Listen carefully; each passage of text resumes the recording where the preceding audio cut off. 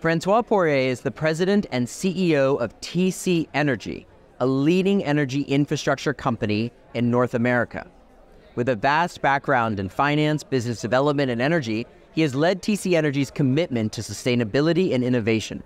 Today, we are honored to have Francois join us to discuss the future of energy, infrastructure development, and the role of corporate leadership in driving a sustainable economy. Francois, great to be with you, and welcome to the Swift Hour. My pleasure. So there's so much to talk about within the energy space, but I really want to get to this intersection of the energy industry and what is vital to also the broader climate agenda and where we are seeing areas of great overlap in a positive way, but also where we're seeing conflict.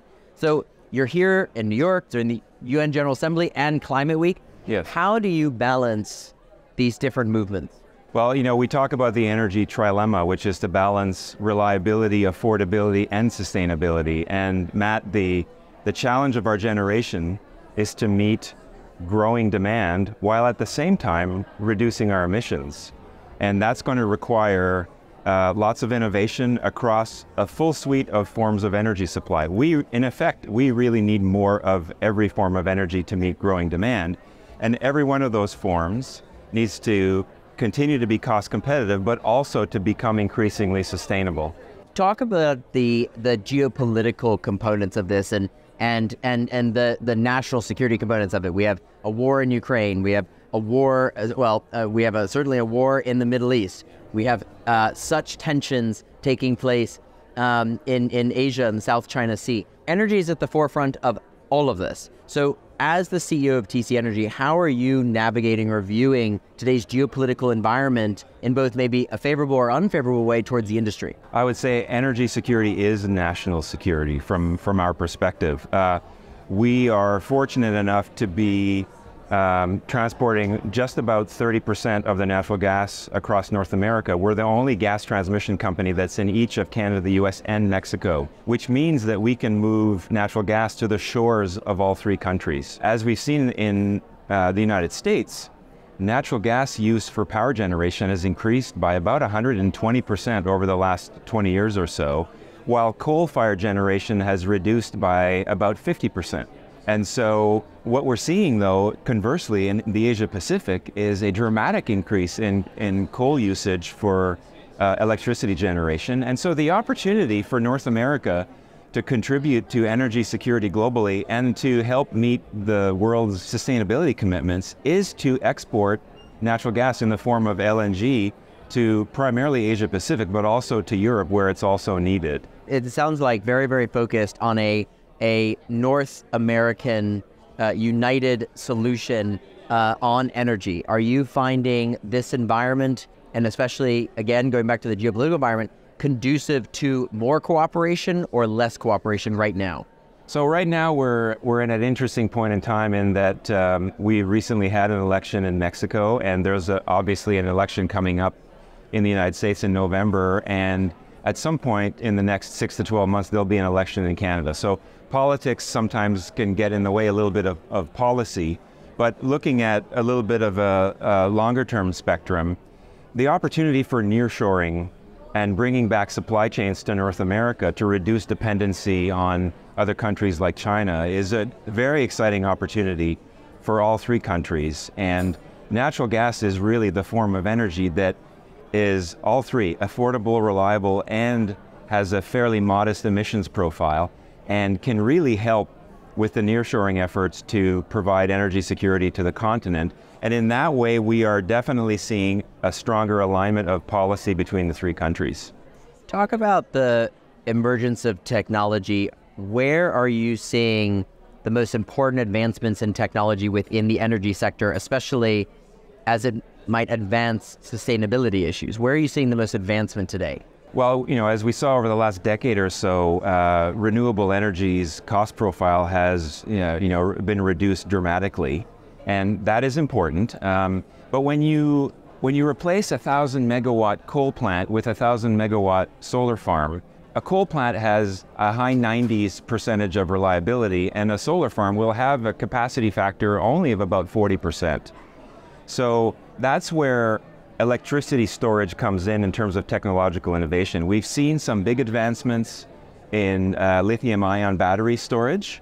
We're seeing those costs reduce significantly. We're seeing the duration of battery storage increase.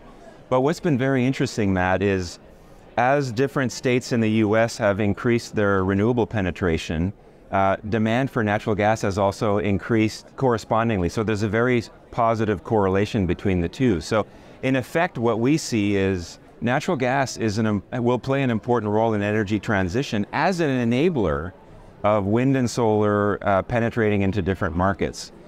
I would also say that on the natural gas side, different innovations are occurring in terms of carbon capture and storage to reduce the footprint of the natural gas that we are producing in North America, and as well as hydrogen production from natural gas. So there are a number of different forms of energy technology that are taking place to reduce the CO2 footprint of every form of energy that's meeting demand. Where are we on hydrogen? It's coming up more and more and more, but where are we in terms of its real showing on the market?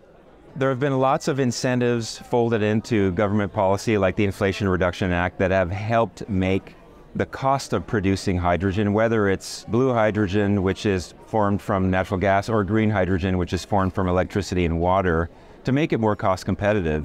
The issue, however, it's a bit of a chicken and egg thing. The demand needs to be there to justify developing hydrogen infrastructure at scale. 4 or 5 years ago, we had quite a number of hydrogen projects under development at TC Energy.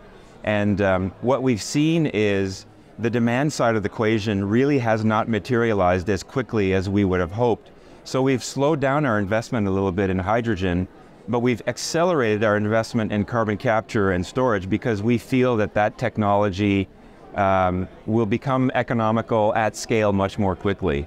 Can you talk a little bit about kind of the carbon credits market and your view from as a CEO of a major energy company? What's your take on all of this? Well, you know, there's nothing like actually reducing emissions to actually meet your emissions targets. Well, and emission credits are a helpful tool for those in hard to abate sectors, and I acknowledge that. But there isn't uniformity in whether you have carbon taxes in some markets or you have a cap and trade system in other markets. It's very difficult for us planning infrastructure development to predictably forecast the price and the value of emission credits when you don't have consistency of carbon emission credit policy across different jurisdictions. So one of the things I'll be talking about over the course of the next couple of days at your conference is to try and build some uniformity and transparency around emission credits mechanisms so that we can get the economic signals we need to sanction infrastructure. I want to shift gears a little bit to the broader subject of ESG. We've seen this movement ebb and flow. There's not a lot of debate of how important it is, the role of companies in communities, but how do you see TC Energy's role in the communities that you are operating in, and are there certain elements that are a particular priority to you in your leadership role? Yes. I would say that over the course of the last decade or so, ESG has been primarily around the E and less around the S and the G, which is a shame because we provide an essential service to allow people to live their lives, to cook their food, to heat their homes during cold weather, or to cool their homes during heat waves. And in an irony, if you will, if we do our jobs really well, no one notices. It's only when you have an interruption in reliable and affordable energy supply that people tend to notice. So our primary concern in operating communities is public safety. So first and foremost, we must ensure that we can operate our systems safely to avoid any kind of incidents that could create an incident in the public. So that's really the primary focus for us, firstly and that translates to reliability, and then secondly, affordability is the next highest priority on that list. Do you see, I'd like to go back to this North American alliance piece. As different countries become more and more codependent on one another in this changing landscape that we're seeing all around the world, do you think that will really instruct a much deeper trade connection, even more so than currently exists today, but also an energy alliance? I'd like to think so. I think it's absolutely important for us to have free flow of energy across borders. We run the natural gas system in North America that moves as much natural gas as any other counterparty. The molecules don't stop at the border, so we operate it as an integrated grid. And I believe, as we've been doing, we've been introducing natural gas. We're building a project to introduce natural gas into the southeast portion of Mexico. It's our Southeast Gateway project. It will be introducing natural gas at scale for the very first time in the southeast portion of the country. And if you look historically at what the penetration of affordable, reliable energy has been into an economy, there's a strong and direct correlation with increases in GDP per capita and therefore quality of life. So our ability to have a free flow of energy across different parts of the continent, and then for us in North America to play a meaningful role in meeting the energy security needs and emission reduction goals of countries around the world, given that with the advent of LNG, natural gas has now become a global commodity, and the US has become one of the giants in the LNG space in a very short period of time, actually, not much more than about 15 years. And we're going to see a doubling of LNG export capacity in the United States between now and 2028. So the ingenuity and the commercial acumen and the drive that the US energy industry brings is very much to the benefit of the entire world. Last question for you, Francois. I think, give me a bit of your take on the state of the economy today. Are you thinking we've achieved potentially a soft landing? Obviously, the interest rate move in the U.S. obviously sends a significant signal. How are you, as you look at it from your company's position, how are you feeling about the economy? Yeah. So I might give you a different answer in Canada versus the U.S. versus Mexico, but certainly in the United States, we're forecasting a soft landing. Monetary policy has been managed, I think, pretty well. I was pleased to see a 50 basis point easing in short-term interest rates here from the Fed recently. We're seeing inflation much more under control. We are seeing employment growth start to slow down a little bit. It's not terrible to have a little bit of increase in employment rates, just to bring a little bit more balance between employees and employers in terms of having availability of labor. And so we're seeing, in all likelihood, a soft landing here over the course of the next 18 months. Well, that's something very positive to hear. Francois Poirier, thank you so very, very much for joining the Swift Hour. Looking forward to your intervention here at the 14th Concordia Annual Summit. Is this your first UN General Assembly week? No, it's my third, but my first time at your conference, which I'm really enjoying and looking forward to. Well, and I know I was just about to wrap up, but last question, what does this week symbolize for you, for the world? What this UN General Assembly week, the majority of the world's heads of state are in town, must present an opportunity. It does. I of course, look at it through the lens of energy, and reducing emissions while growing energy supply is a global problem that, in my opinion, cannot be solved with national targets. So I would really like to see the mechanisms that incent us to deal with these issues to promote more collaboration between nations in order for us to achieve our goals. And that's something that I'll be delivering as a message as I talk to national leaders who are attending the conference. Okay.